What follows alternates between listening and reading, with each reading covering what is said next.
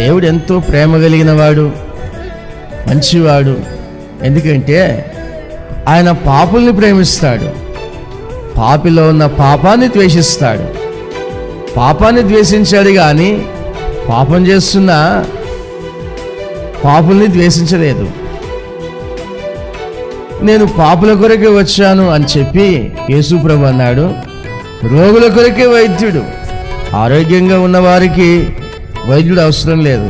నేను నీతిమంతుల్ని పిలవడానికి రాలేదు కానీ పాపుల కొరకే వచ్చాను, వారిని బాగు చేయటానికి, పాపం నుంచి విడుదల కలుగ చేయడానికి, వారిని బాగు చేయటానికి, వారిని ఫలింపజేయటానికి వచ్చానని యేసు ప్రభు చెప్పాడు. అందుకనే యేసు ప్రభు స్వయంగా మాట్లాడుతున్న మాట ఏంటంటే, మీరు నా యందు నిలిచి ఉండండి, నేను మీ యందు నిలిచి ఉంటాను.